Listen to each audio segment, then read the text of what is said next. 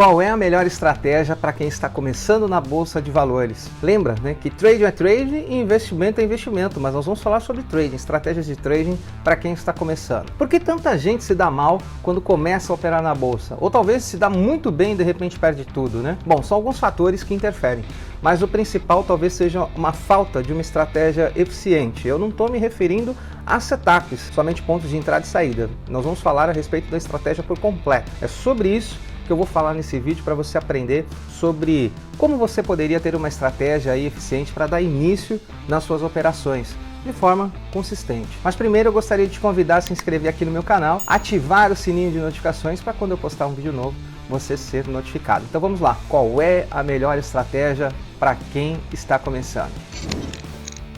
E se você quer dominar todas as ferramentas necessárias para chegar a ter ganhos no mercado financeiro, seja no Brasil ou seja no mercado americano, você precisa conhecer o treinamento Start Money. Clica no link aqui na descrição do vídeo para saber maiores informações.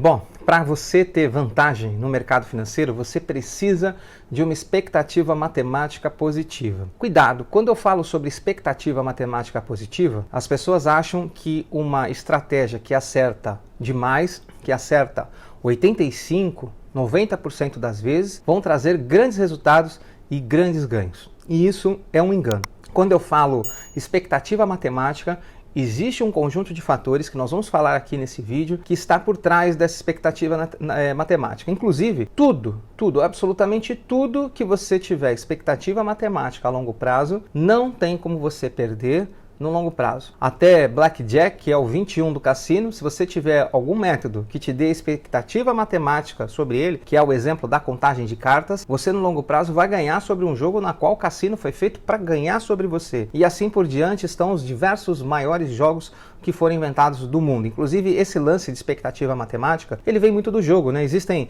expectativa matemática até para se ganhar em roleta, que foi feito para você perder 75 vezes contra uma vez para você ganhar. E mesmo assim existe expectativa matemática positiva, mas esse não é o mérito desse vídeo. Nós vamos falar sobre expectativa matemática de mercado financeiro e assim por diante. Eu sou fã de estatística e fã de expectativa matemática, já estudei muito tema, e esse tema, quando eu estudei, ele vem muito através dos jogos, né? Seja jogos de azar e assim por diante. Então, quando a gente tem uma expectativa matemática, nós somos vencedores sobre aquilo. E como que a gente começa e faz para decidir e saber se nós temos uma expectativa matemática positiva, né, sobre uma determinada estratégia? Bom, primeiro é importante a gente saber como que as estratégias se comportam através de um payoff, por exemplo. Payoff é o quanto que você tem de retorno baseado no risco praticamente que você toma. Então, um payoff, por exemplo, de 1, significa que para cada $1 ou R$1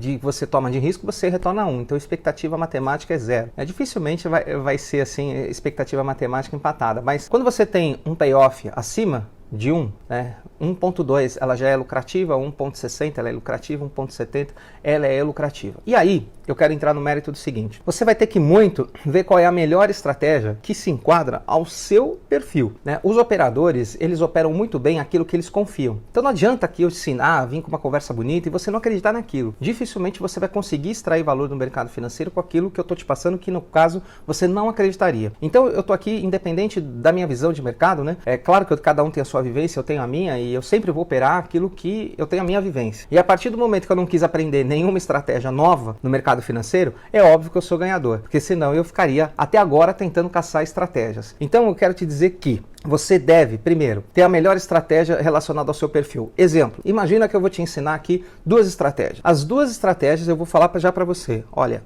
as 2 estratégias, no final do resultado, ambas vão dar $10 mil em ambas operações, em ambas estratégias. Só que uma estratégia acerta 85% das vezes. Quando ganha, ganha 1.000. E quando perde, perde 3 mil. E eu vou ensinar uma outra estratégia que ela é tão positiva quanto. Só que de cada 10, ela erra 7. E ela só acerta 3. Mas quando ela ganha 3 vezes mais. Ela ganha 3 mil e quando erra, ela perde 1.000. Perceba que por mais que a gente tenha uma expectativa matemática de taxa de acerto em ambas operações, uma de 85 e uma de 35, a de 35 para ela ser vencedora, ou seja, 35% das vezes, ela tem que ser um fator de lucro muito mais positivo do que a outra que acerta mais, que pode ter um fator de lucro muito menor ou talvez até negativo, já que você acerta muitas vezes, tá? Então, quando a gente fala de expectativa matemática, a gente está relacionado à taxa, a princípio, de acerto. Porém, a expectativa matemática financeira, ela está relacionada a tudo. A expectativa de acerto, fator de lucro, payoff, tudo isso vai contar para você ter uma estratégia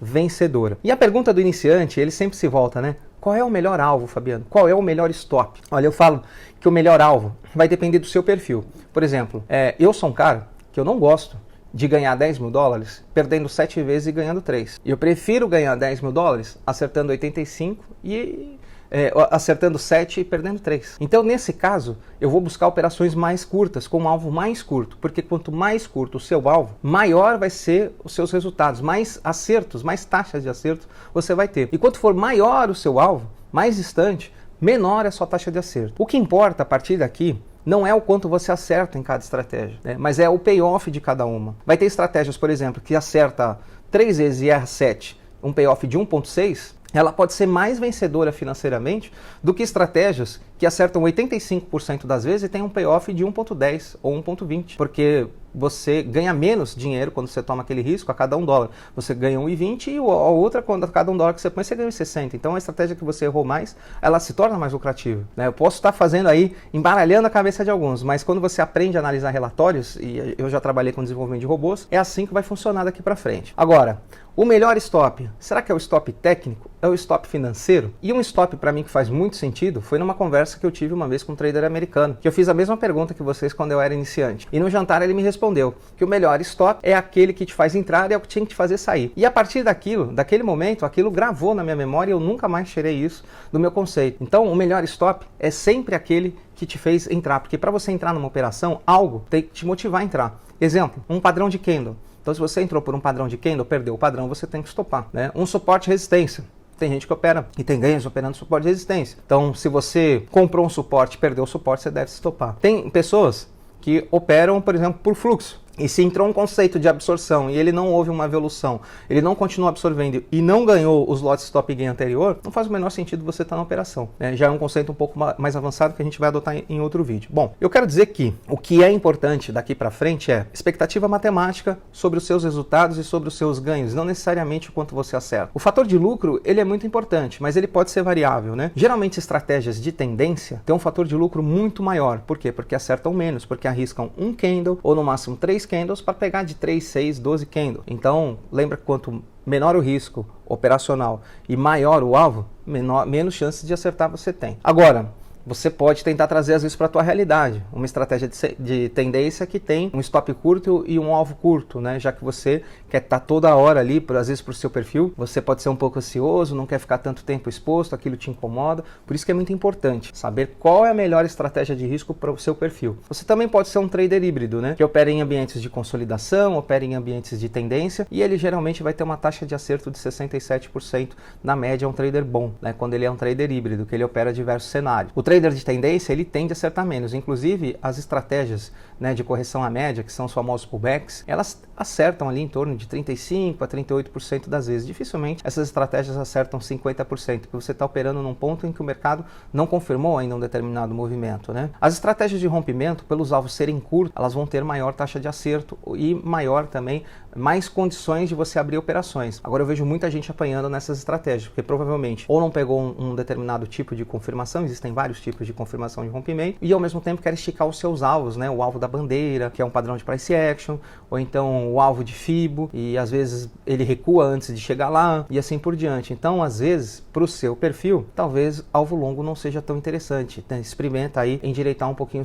encurtar um pouquinho os seus alvos. Outra coisa, em relação ao seu emocional, existem pessoas que se dão muito bem no scalping, existem pessoas que se dão muito bem com alvos longos, porque às vezes para a pessoa, ela não quer ter a ansiedade de ficar toda hora clicando. Para ela, basta abrir uma operação e ela gosta de ficar ali até a operação ou sair no stop loss ou no alvo, ou se ela usa um trailing stop, sair no stop gain ou no alvo. Esse é o perfil dela. Já existem pessoas que querem entrar e sair logo, pôr o dinheiro logo no bolso. Então talvez as estratégias, né, com payoff não tão alto, aí um payoff de 1,20, um fator de lucro às vezes negativo, né, fator de lucro de -2 para 1, ou seja, você arrisca mais, né, do que você ganha, mas você acerta 85% das vezes, aquilo te traz confiança, uma positividade. Quando você erra, você tem que acertar 2, 3 vezes mais, mas você está confiante porque você já tem aquela estratégia, né? Você já fez o backtest dela e você já sabe tudo aonde ela é eficiente, aonde ela não é. Então isso também é muito bom. Então é importante você saber qual a estratégia que está ligado ao seu perfil operacional e emocional. Eu vejo muitas pessoas sempre,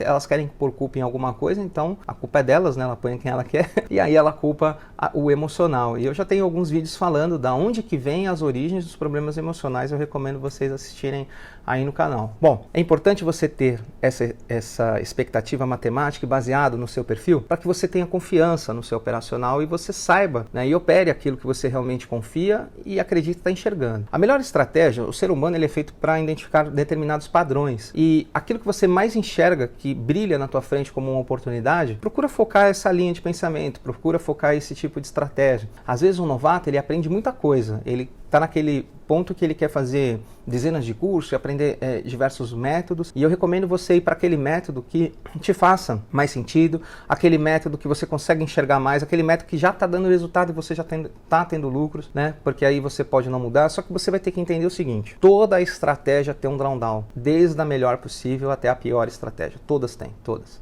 Não existe uma estratégia 100% vencedora, 90% ou 95% vencedora, isso é mentira, né? Volto a repetir, isso é mentira. O que você viu aí na internet, no YouTube, no Instagram, o cara que acertou 90%, 95% das vezes, é mentira. Não existe essa expectativa matemática no mercado financeiro. Então não caia nessa arapuca. O golpe tá aí, cai quem quer, né? Já dizia aí o novo ditado. Então não caia nisso, tá? Geralmente, os melhores acertos, vai ter épocas do ano que determinadas estratégias são muito mais eficientes porque elas funcionam bem naquele comportamento do mercado. Então vai ter épocas do ano que o mercado é extremamente volátil. Então as estratégias de alta volatilidade vão se desenvolver muito bem. Então existem momentos do ano que o mercado é totalmente direcional. As estratégias de tendência vão arrebentar naquele período. Só que tem momentos do ano que o mercado tem baixa volatilidade e às vezes ele é consolidado. E essa estratégia que você sabe, que você aprendeu, ela não vai ser eficiente talvez. Então você tenha que ter aí no seu arsenal, vamos dizer assim, estratégias que se desempenham em cenários diferentes. Isso ao longo do tempo é consistente. Isso ao longo do tempo